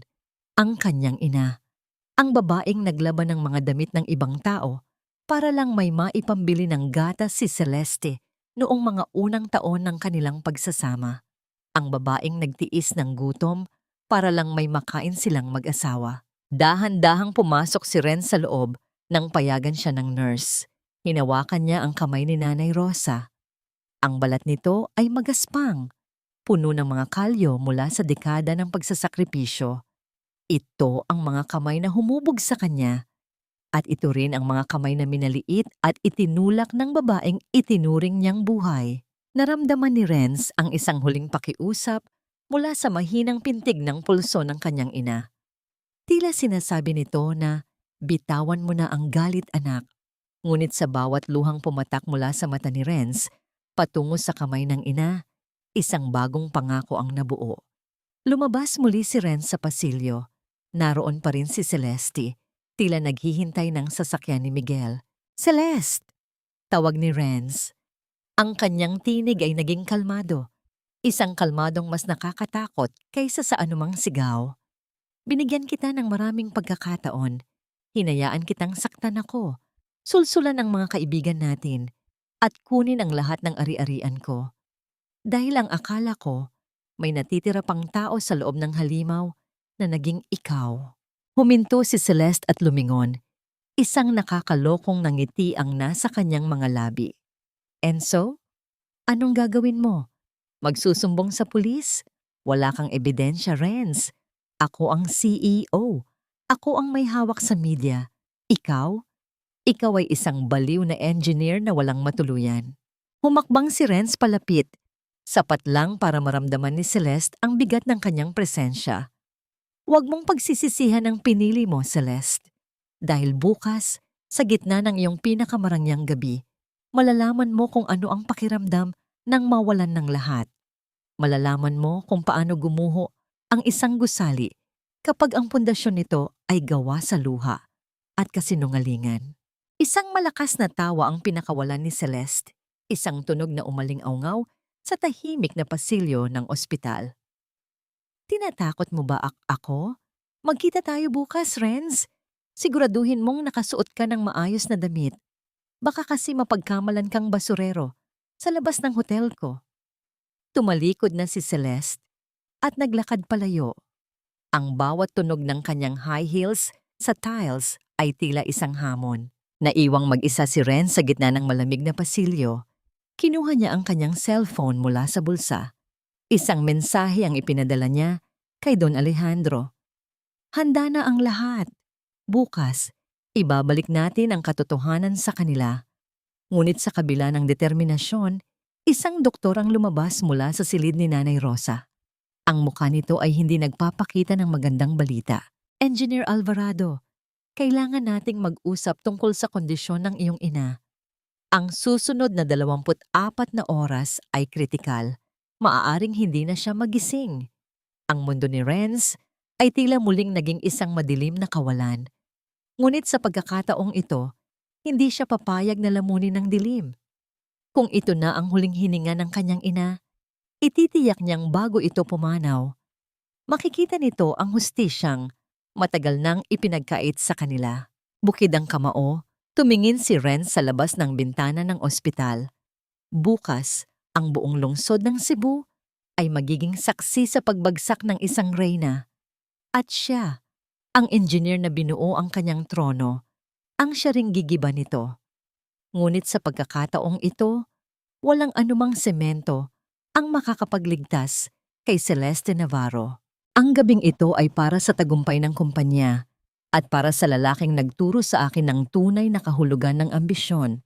Ang boses ni Celeste ay umalingaw-ngaw sa buong ballroom ng isang marangyang hotel sa Cebu. Nakasuot siya ng isang makinang na puting gown na tila ba punong-puno ng mga bituin, isang imahe ng tagumpay at kapangyarihan. Sa tabi niya ay nakatayo si Miguel, nakangiti ng may pagmamataas, habang hawak ang isang baso ng mamahaling champagne. Ang mga nagniningning na chandelier sa kisame ay nagpapakita ng karangyaan ng gabing iyon. Ang 15 anibersaryo ng kumpanyang itinayo sa dugo at pawis ni Renz. Sa isang madilim na sulok sa likuran ng ballroom, nakatayo ang isang lalaking halos hindi mapansin ng sinuman. Si Renz, nakasuot siya ng isang simpleng itim na suit. Ang kanyang mukha ay bahagyang natatakpan ng anino ng isang malaking poste. Ang kanyang mga kamay ay nakapasok sa kanyang bulsa. Mahigpit na hawak ang maliit na USB drive na tila ba ito ay isang nakakamatay na sandata. Naramdaman ni Renz ang bawat tibok ng kanyang puso na tila ba isang orasan na nagbibilang ng mga huling sandali ng kaligayahan ni Celeste. Sa kanyang isipan, paulit-ulit na bumabalik ang imahe ni Nanay Rosa sa ospital, maputla, walang malay, at nakikipaglaban para sa bawat hininga. Ang bawat palakpakan ng mga tao sa ballroom ay tila isang insulto sa bawat sakripisyo ng kanyang ina. Maraming salamat sa inyong lahat Sa pagpunta sa gabing ito, patuloy ni Celeste, ang kanyang mga mata ay nagniningning sa ilalim ng mga spotlight. Ngayong gabi, hindi lang natin ipinagdiriwang ang nakaraan, ipinagdiriwang din natin ang kinabukasan, ang pagsasanib ng Navarro Construction at ng kumpanya ni Miguel Lopez. Isang bagong imperyo ang isisilang. Muling naghiyawan ang mga tao. Ang tunog ng mga basong nagtatama at ang masayang musika ay tila nagpapakita ng isang perpektong mundo. Ngunit sa likod ng mga ngiting iyon, alam ni Renz ang bulok na pundasyong itinatago nila. Alam niya ang mga utang na pilit na ipinapasan sa kanya, ang mga pondong ninakaw mula sa kolehiyo ni Liane, at ang katotohanang ang kumpanya ni Miguel ay isang malaking bula na handa ng pumutok. Dahan-dahang lumapit si Renz sa multimedia booth. Ang mga tekniko ay abala sa pag-aayos ng susunod na slide para sa presentasyon ni Celeste. Sa pamamagitan ng isang simpleng tango mula kay Don Alejandro na nakaupo sa harapang mesa, nakuha ni Renz ang atensyon ng isang tauhan na matagal na niyang naging kaibigan. Ito na ang pagkakataon natin, bulong ni Renz habang iniabot ang USB. Bumalik si Renz sa gitna ng ballroom, saktong oras para makitang tumayo si Celeste sa gitna ng entablado para sa kanyang keynote presentation. Ang mga ilaw ay dahan-dahang namatay at ang malaking screen sa likod ni Celeste ay nagsimulang magliwanag. Gusto kong ipakita sa inyo ang ating mga nakamit sa loob ng nakaraang taon. Nakangiting sabi ni Celeste habang hinahawakan ang clicker. Ang bawat gusali, ang bawat proyekto ay simbolo ng aking katapatan at husay sa pamumuno. Pinindot ni Celeste ang clicker, ngunit sa halip na ang mga litrato ng mga bagong gusali ang lumitaw, ang screen ay biglang nag-iba ng kulay. Isang pamilyar na tunog ng pag-scroll ng mouse ang narinig sa buong ballroom. Ang unang dokumentong lumitaw sa higanteng screen ay hindi isang blueprint. Ito ay isang bank transfer record. Isang malinaw na ebidensya ng paglilipat ng 50 milyong piso mula sa pondo ng mga manggagawa patungo sa isang offshore account sa Singapore. Sa ilalim ng dokumento, kitang-kita ang pangalan ni Celeste Navarro at Miguel Lopez bilang mga nag-utos ng transaksyon na tahimik ang buong ballroom. Ang tanging maririnig ay ang mahinang bulungan na nagsisimulang kumalat sa bawat mesa. Ang ngiti sa mukha ni Celeste ay biglang nanigas. Mabilis niyang pinindot ang clicker, pilit na binabago ang slide, ngunit tila nawalan na siya ng kontrol sa sarili niyang presentasyon. Ang susunod na slide ay mas nakakagulat. Isang serye ng mga larawan ang lumitaw. Hindi ito mga gusali. Ito ay mga larawan ni Celeste at Miguel sa isang lihim na pagtatagpo sa isang luxury yacht habang pinag-uusapan ang pag-abandona sa mga utang ng kumpanya at ang pagpapa-frame up kay Renz. At ang pinakamasakit na bahagi, isang audio recording ang nagsimulang tumugtog. Ang boses ni Celeste na malinaw na sinasabing ang pamilya ay isang pabigat lamang sa kanyang ambisyon. Ano ito? Itigil niyo ito, sigaw ni Celeste. Ang kanyang boses ay nanginginig na sa takot at galit. Hinarap niya ang media at ang mga board members na ngayon ay nakatayo na at puno ng pagkalito. Paninira lang ito, isang malaking kasinungalingan. Ngunit huli na ang lahat. Sa gitna ng kaguluhan, isang figura ang dahan-dahang naglakad patungo sa gitna ng entablado. Papasok sa liwanag ng spotlight. Si Renz. Nagtama ang kanilang mga mata. Ang takot sa mukha ni Celeste ay hinaluan ng matinding gulat nang makita ang asawang akala niya ay tuluyan na niyang nadurog. Ang puting gown ni Celeste ay tila naging isang kulungan at ang mga chandelier sa itaas ay tila mga talim na handang bumagsak. Tumayo si Renz sa tapat ng mikropono. Ang bawat hininga niya ay maririnig sa buong ballroom. Isang huling slide ang lumitaw sa screen. Isang video ni Nanay Rosa sa ospital habang nakikipaglaban para sa kanyang buhay. Ang katotohanan ay hindi kailanman mabubura ng kahit gaano kamahal na gown, Celeste. Sabi ni Renz, ang kanyang boses ay buo at puno ng kapangyarihan. Ngunit bago pa man makasagot si Celeste, Isang malakas na tunog ng pagbukas ng mga pintuan sa dulo ng ballroom ang bumasag sa tensyon. Isang grupo ng mga kalalakihan na nakasuot ng mga itim na barong at may hawak na mga dokumento ang mabilis na pumasok. Ang hustisya ay hindi natutulog, Celeste. Maari mo itong pagtaguan sa loob ng 12 taon. Ngunit sa huli, ang katotohanan ang mismong kakatok sa iyong pintuan. Ang boses ni Attorney Ramos mula sa NBI ay tila isang hatol ng kamatayan na umalingaw-ngaw sa gitna ng marangyang ballroom. Hawak niya ang isang warrant of arrest, habang ang kanyang mga tauhan ay dahan-dahang pinalilibutan ng entablado. Ang mga bisita, na kanina lang ay humahanga kay Celeste, ay abala na ngayon sa pagkuha ng video gamit ang kanilang mga cellphone. Ang bawat pagkislap ng flash ng camera ay tila isang sampal sa mukha ng Reynang ngayon ay unti-unti nang nahuhubaran ng maskara. Hindi maaari ito. Miguel, gawin mo ang paraan. Sabihin mo sa kanila na paninira lang ang lahat ng ito. Humarap si Celeste kay Miguel. Ang kanyang mga mata ay nanlalaki sa takot.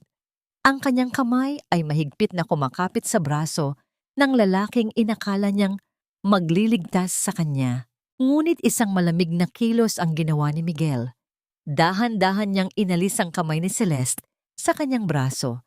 Tila ba diring-diri siya sa pagdikit ng balat nito. Humakbang siya palayo. Inayos ang kanyang suit at tiningnan si Celeste nang may halong panghahamak. "Huwag mo akong idamay sa mga kalokohan mo, Celeste," malamig na sabi ni Miguel. Ang kanyang tinig ay wala ng bakas ng pag-ibig, kundi purong pangsariling kapakanan na lamang. "Wala akong kinalaman sa mga pekeng dokumentong yan. Ikaw ang CEO. Ikaw ang pumipirma ng lahat. Ako ay isang investor lamang na naloko mo rin. Anong sabi mo?" Ang sigaw ni Celeste ay tila isang hayop na nasugatan. "Miguel, ikaw ang nag-utos sa akin. Ikaw ang nagsabing ilipat ang pera. Ikaw ang nangakong papakasalan mo ako kapag nakuha na natin ang lahat." Isang mapait na tawa ang pinakawalan ni Miguel habang hinarap niya ang mga opisyal ng batas. "Officer, handa akong makipagtulungan. Marami akong alam sa mga ilegal na gawain ng babaeng ito. Siya ang utak ng lahat ng pandaraya sa Navarro Construction." Nanigas si Celeste sa kanyang kinatatayuan. Ang puting gown na suot niya, na kanina ay simbolo ng kanyang ningning, ay tila naging isang mabigat na pasanin. Tumingin siya kay Renz, na nakatayo pa rin sa gitna ng entablado, kalmado at may dignidad. Renz, tulungan mo ako." Pagmamakaawa ni Celeste, ang kanyang boses ay gumaralgal na sa iyak. "Alam mong mahal kita. Nagpadala lang ako sa bugso ng damdamin. Gawin mo ito para kay Layan.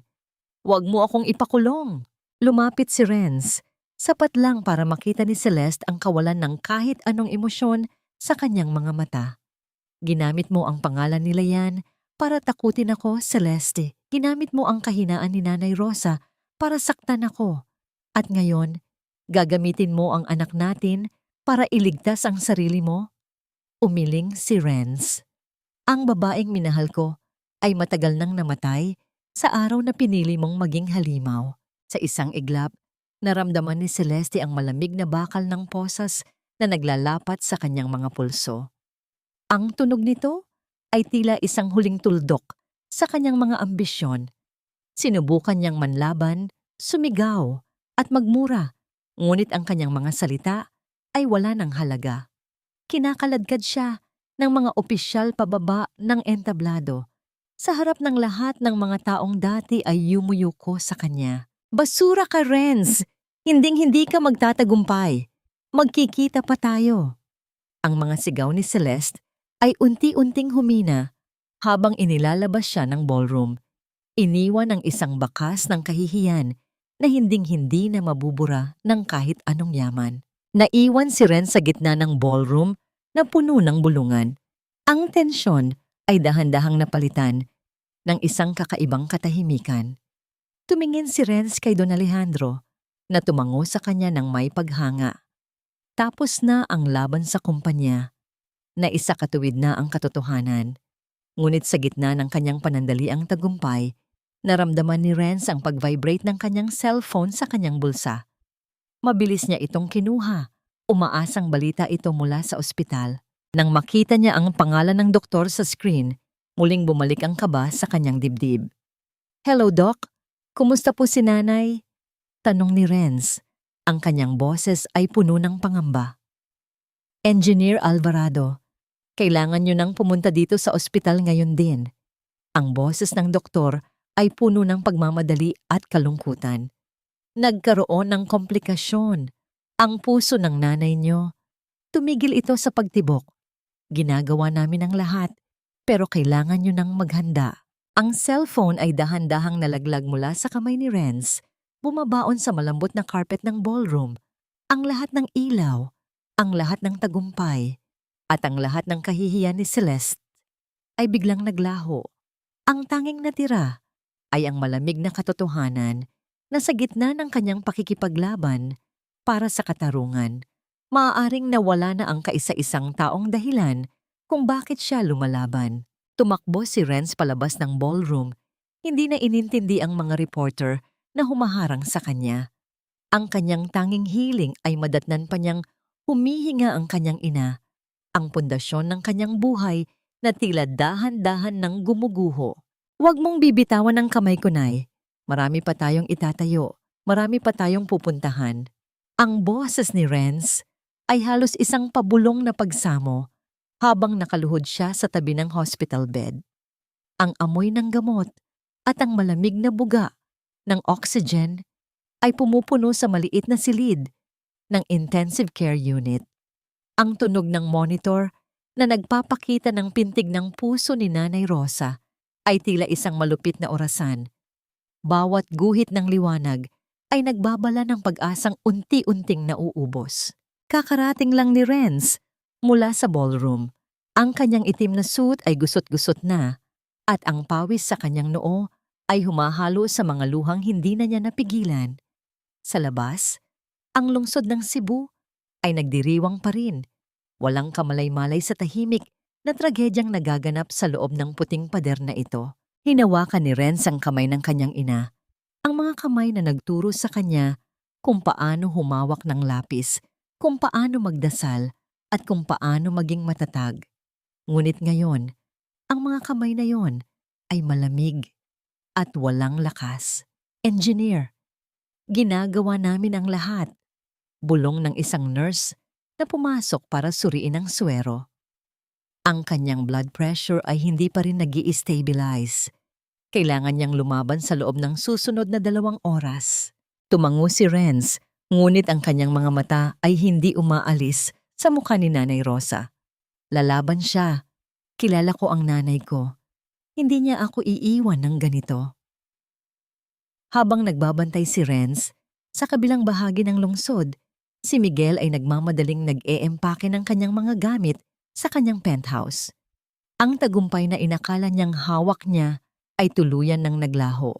Alam niyang kapag nagsalita si Celeste sa presinto, hindi magtatagal at kakatok na rin ang mga pulis sa kanyang pinto. "Mga tanga!" Sigaw ni Miguel habang isinasara ang kanyang mamahaling maleta. "Hindi niyo ako mahuhuli." Mabilis siyang bumaba sa parking lot at sumakay sa kanyang sasakyan. Ang dagundong ng makina ay umalingaw-ngaw sa tahimik na gusali. Balak niyang tumakas patungo sa isang lihim na pantalan kung saan naghihintay ang kanyang yate. Sa kanyang isipan, ang lahat ay plano lamang. Isang negosyong nabigo na kailangang iwanan. Wala siyang pakialam kay Celeste at lalong wala siyang pakialam sa pamilyang winasak niya. Ngunit nang makarating siya sa dulo ng highway, ang katahimikan ng gabi ay binalot ng nagniningning na asul at pulang liwanag. 3 sasakyan ng pulis ang nakaharang sa kalsada. Napatigil si Miguel. Ang kanyang mga kamay ay mahigpit na nakahawak sa manibela. Hindi, paano nila nalaman? Bumukas ang pinto ng isang sasakyan at lumabas si Don Alejandro, kasama ang mga opisyal ng NBI. Akala mo ba ay si Celeste lang ang may hawak ng mga dokumento, Miguel? Ang bawat ilegal na transaksyong ginawa mo sa kumpanya ay may kopya rin sa amin. Ang bawat banta mo kay Renz at sa kanyang anak ay naitala. Naramdaman ni Miguel ang lamig ng katotohanan. Sa kanyang pagmamadali, nakalimutan niyang ang isang engineer ay hindi lang nagtatayo ng gusali. Natututo rin itong maglatag ng bitag na hinding-hindi matatakasan. Samantala, sa ospital, biglang nag-iba ang tunog ng monitor sa tabi ni Nanay Rosa. Ang pantay na guhit ng liwanag ay nagsimulang maging mabilis at hindi maayos. Ang mga nurse at doktor ay nagmamadaling pumasok sa silid. "Defibrillator, ngayon din," sigaw ng doktor. Pilit na inilayo si Ren sa tabi ng kanyang ina. "Nay! Nanay Rosa!" Napanood ni Renz mula sa salamin ng pinto kung paano pilit na ibinabalik ng mga doktor ang buhay sa katawan ng kanyang ina. Ang bawat pagtalbog ng katawan ni Nanay Rosa sa ibabaw ng kama ay tila isang suntok sa kaluluwa ni Renz. Naramdaman niya ang matinding pagsisisi.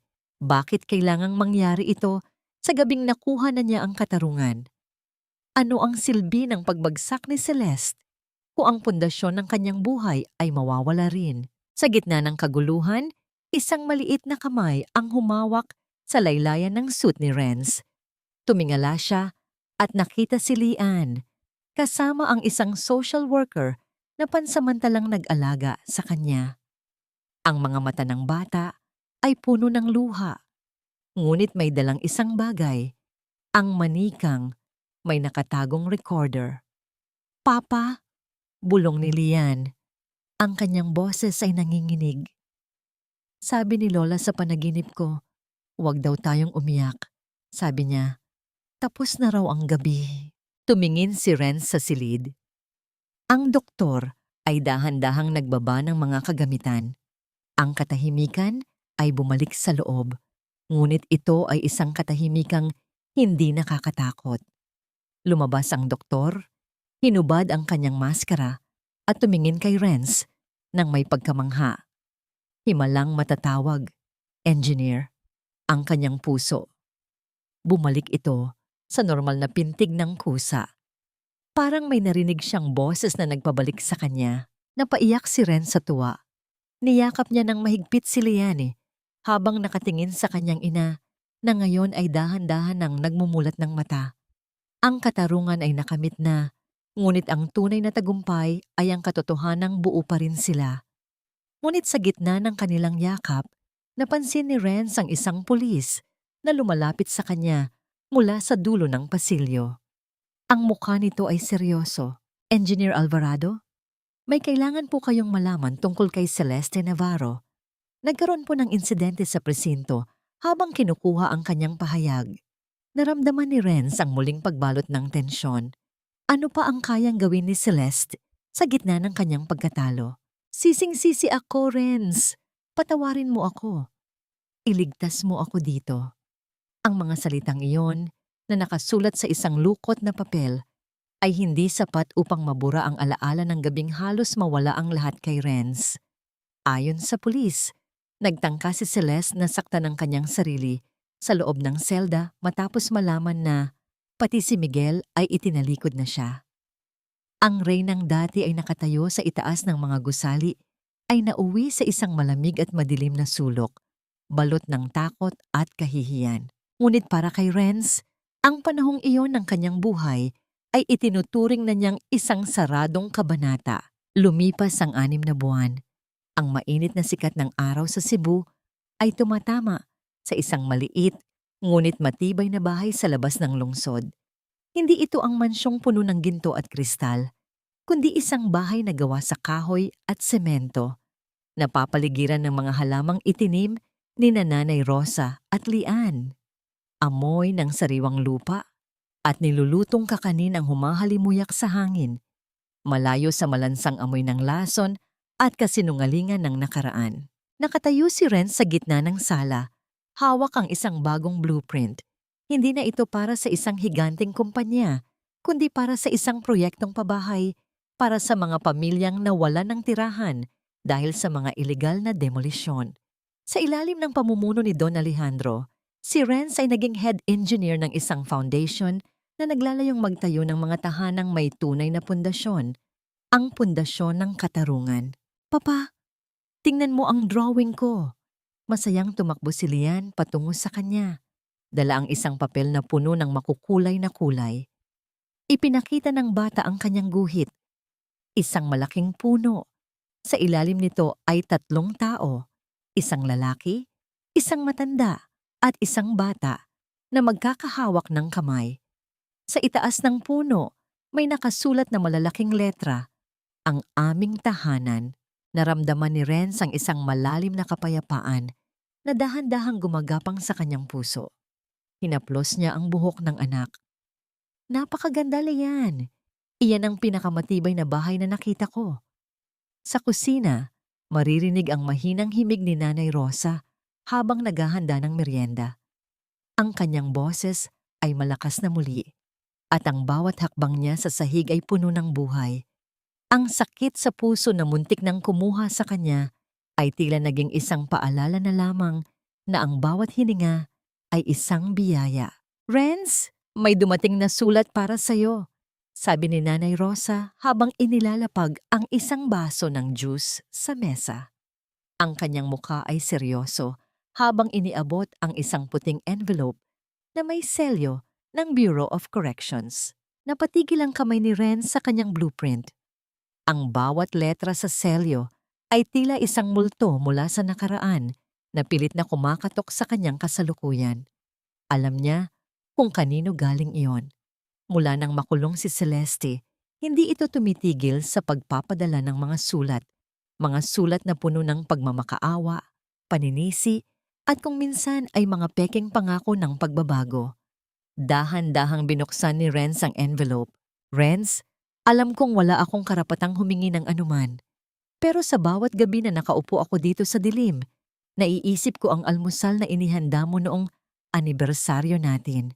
Naiisip ko ang pagmamahal na itinapon ko para sa mga bagay na wala namang kwento. Pakiusap, dalhin mo si Liane dito. Kahit 1 minuto lang. Gusto ko lang makitang hindi niya ako kinamumuhuyan, gaya ng pagkamuhi ko sa sarili ko. Naramdaman ni Renz ang isang pamilyar na kurot sa kanyang dibdib. Hindi ito ang kurot ng pag-ibig, kundi ang kurot ng matinding panghihinayang para sa isang taong winasak ang sariling buhay dahil sa silaw ng kayamanan. Tumingin siya kay Lian na masayang naglalaro sa hardin, malayo sa polusyon ng emosyon na idinulot ng kanyang ina. Pupunta ka ba, anak? Mahinang tanong ni Nanay Rosa. Tumayo si Renz at lumakad patungo sa bintana.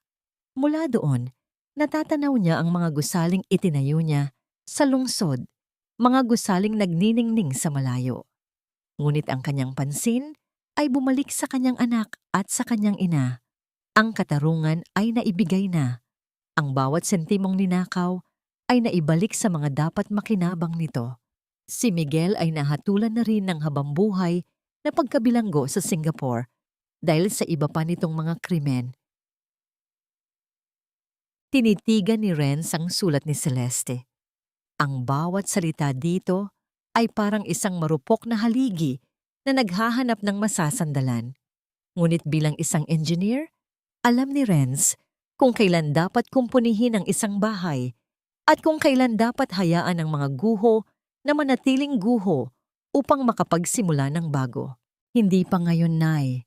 Sagot ni Renz, ang kanyang boses ay matatag at walang pag-aalinlangan. Ang sugat ay kailangan ng panahon para maghilom ng tuluyan. At si Liane, kailangan muna niyang matutunang tumayo sa sarili niyang mga paa bago niya harapin ang aninong iyon. Dahan-dahang itinupi ni Renz ang sulat at inilagay ito sa loob ng isang drawer na hindi na niya madalas buksan. Subalit bago pa man niya maisara ang drawer, isang huling linya sa likod ng sulat ang kumuha sa kanyang atensyon. Isang impormasyon tungkol sa isang lihim na safe box na itinago ni Celeste bago siya maaresto. Isang bagay na hindi nahanap ng mga pulis at ayon sa kanya ay naglalaman ng kaisa-isang bagay na hindi kayang bilhin ng pera. Naramdaman ni Renz ang isang kakaibang kutob.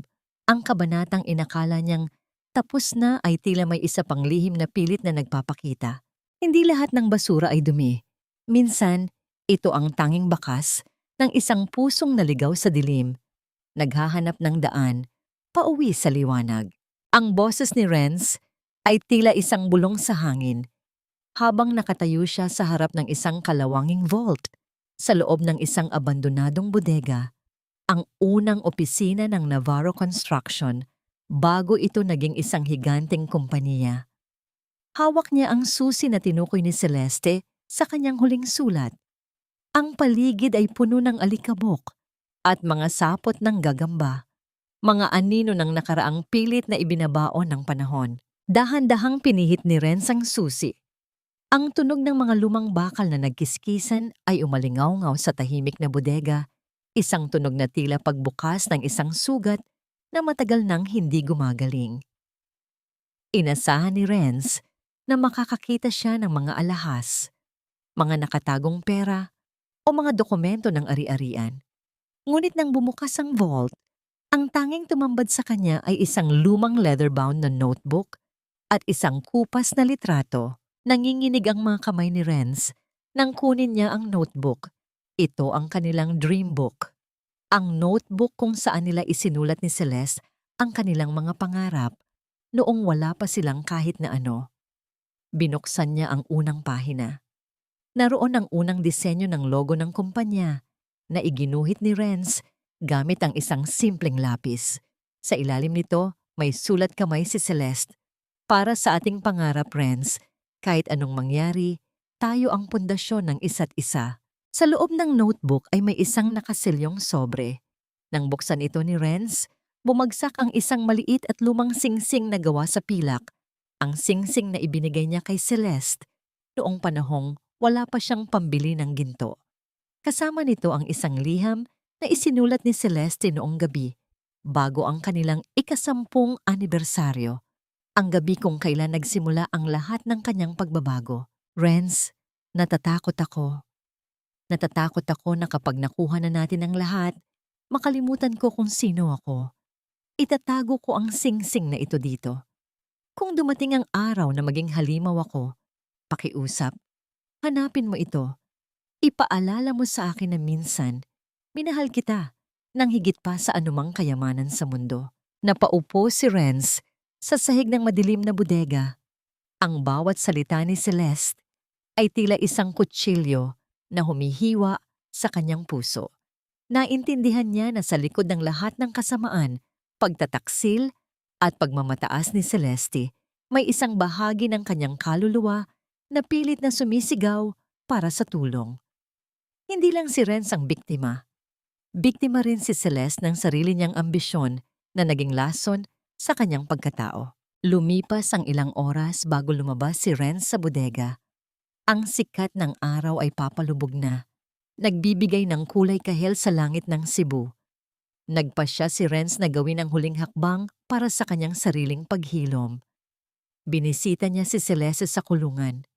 Nang magkita sila sa likod ng makapal na salamin, hindi na ang hambog na CEO ang nakita ni Renz. Nakita niya ang isang babaeng payat. Ang mga mata ay malalim at puno ng matinding pagod. Ipinakita ni Renz ang pilak na singsing sa salamin. Walang salitang lumabas sa bibig ni Celeste. Ang kanyang mga balikat ay dahan-dahang nayanig sa bawat hikbi. Ang kanyang mga kamay ay nakadikit sa salamin. Tila pilit na inaabot ang nakaraang kailanman ay hindi na maibabalik. Nahanap ko na, Celeste. Mahinang sabi ni Renz sa intercom. Pinapatawad na kita. Hindi dahil sa karapat-dapat ka, kundi dahil ayaw ko nang dalhin ang bigat ng galit na ito sa bawat paggising ko. Tumingala si Celeste. Ang kanyang mga mata ay nagtatanong. At si Lian? Lian will know about the woman who wrote this notebook, tugon ni Renz. Ipapakita ko sa kanya ang nanay na minahal ko, hindi ang reynang winasak ang lahat. Mag-aral kang mabuti dyan sa loob, Celeste. At kapag lumabas ka na, sana ay mahanap mo ang pundasyong hindi gawa sa semento o pera. Iniwan ni Renz ang pilak na singsing sa mga gwardiya para ibigay kay Celeste. Lumakad siya palabas ng presinto nang hindi na lumingon pa. Ang bawat hakbang niya sa kalsada ay tila mas magaan, ang bawat hininga ay puno ng bagong buhay. Pag-uwi niya, sinalubong siya ni Lian at Nanay Rosa sa pintuan. Ang bahay ay puno ng liwanag at tawanan. Naupo sila sa hapagkainan para sa hapunan. Isang simpleng almusal na inihanda ni Nanay Rosa sa gabi dahil iyon ang paborito nila. "Papa, okay ka lang po?" tanong ni Lian habang hawak ang kamay ng kanyang ama. Ngumiti si Renz, isang tunay at payapang ngiti. "Oo, anak. Ngayon, masasabi ko nang tapos na ang pagtatayo natin sa bahay na ito. Matatag na tayo." Tumingin si Renz sa labas ng bintana sa mga bituin na nagsisimula ng magliwanag sa langit.